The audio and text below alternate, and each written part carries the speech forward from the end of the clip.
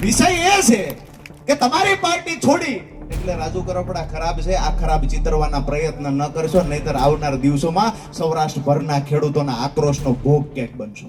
નમસ્કાર દર્શક મિત્રો, સુરેન્દ્રનગર જિલ્લાના ખાટડી ગામે ખેડૂત સંવાદ કાર્યક્રમનું આયોજન કરવામાં આવ્યું હતું. આ ખેડૂત સંવાદ કાર્યક્રમમાં કિસાન નેતા રાજુ કરપડાએ ખેડૂતો પાસેથી તેમના સૂચનો માંગ્યા હતા અને આ પછી એક ખેડૂતોએ પોતાના અભિપ્રાય પણ આપ્યા છે.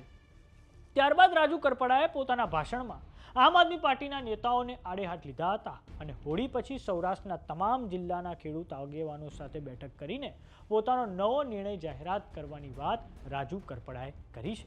તો આવો સાંભળીએ રાજુ કરપડાએ ખાટડી ગામેથી ખેડૂત સંવાદ કાર્યક્રમમાં શું કહ્યું છે. વિષય એ છે કે તમારી પાર્ટી છોડી એટલે રાજુ કરપડા ખરાબ છે. આ ખરાબ ચિતરવાના પ્રયત્ન ન કરશો, નહીતર આવનાર દિવસોમાં સૌરાષ્ટ્રભરના ખેડૂતોના આક્રોશનો ભોગ ક્યાંક બનશો.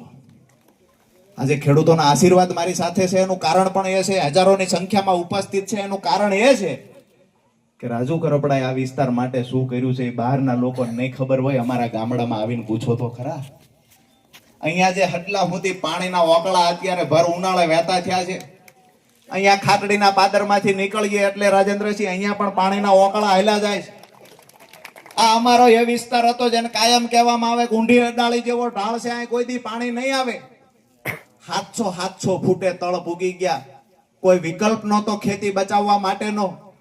એ દિવસે મેદાનમાં ઉતર્યા છીએ અને સ્કાવર વાલ ખોલાવવા હાટું એસઆરપી ની ટીમ હોય તો લડ્યા છીએ, પોલીસ આવી તો લડ્યા છીએ, અને જરૂર પડી છે ને તો વાલ ખોલાવવા અમારી ઉપર કેસ પણ થવા દીધા છે. કયા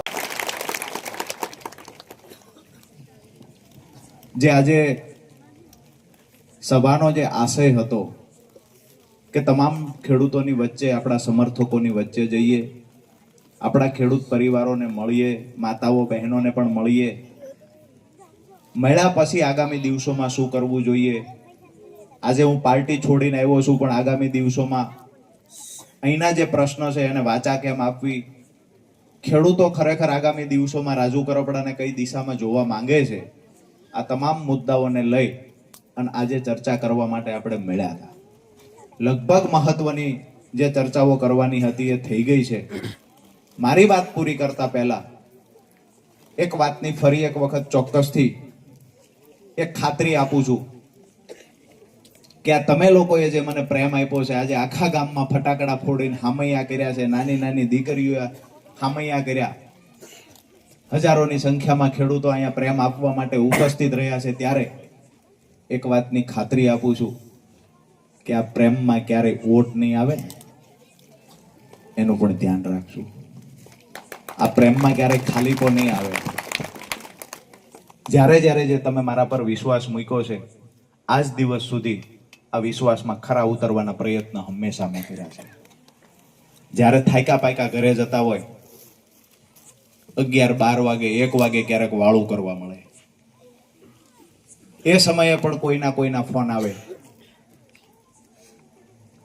સાચી વાત સ્વીકારું, ક્યારેક 5-5 દી એવા નીકળી જાય, ઘરે બાળકો સાથે 5 મિનિટ વાત કરવાનો મોકો નથી મળ્યો. રાત્રે 1 વાગે 12 વાગે ઘરે જઈએ, સવાર થોડું જાગવા મોડું થાય, બાળકો સ્કૂલે વયા જાય, બાળકોને સ્કૂલે ટાઈમ આવવાનો થાય, ત્યાં હું કોઈના કોઈ ગામના ખેડૂતોની વચ્ચે જઈને ઊભો હોય, મારા પરિવારની વચ્ચે. હું હંમેશા કહેતો આવ્યો છું કે મેં મારા પરિવાર કરતા વધારે કોઈને મહત્વ આપ્યું હોય મારા ખેડૂત પરિવારોને આપ્યું છે ને. એ ખેડૂત પરિવારોને આજે હું કહેવા આવ્યો છું કે રાજુ કરપડાના ખંભે હાથ મૂકીને ઉભા રહેજો, ક્યારેય વિશ્વાસ તૂટવા નહીં દઉં. જેટલો તમે મને પ્રેમ આપ્યો છે, આગામી દિવસોમાં જે આપણા પ્રશ્નો છે, જે તમારી મારા પર આશા અપેક્ષાઓ છે, એમાં ખરા ઉતરવાના પૂરતા હું પ્રયત્ન કરીશ. અને એક વાતનો મને ભરોસો છે કે જ્યારે સત્યની લડાઈ લડવા માટે તમે નીકળો ત્યારે ઈશ્વર પણ તમારી સાથે ઉભો રહેતો હોય છે. આ ગામડાઓમાં દરેક ગામ સુધી જ્યાં સુધી સિંચાઈનું પાણી નહીં પહોંચે ત્યાં સુધી આપણી લડાઈ ચાલુ રહેશે. સમાચારોમાં અત્યારે બસ આટલું. જોતા રહો જમાવટ.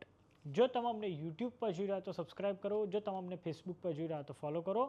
સાથે જ અમારી વોટ્સઅપ ચેનલ આવી ગઈ છે, જોઈન કરવાનું ના ભૂલતા. નમસ્કાર.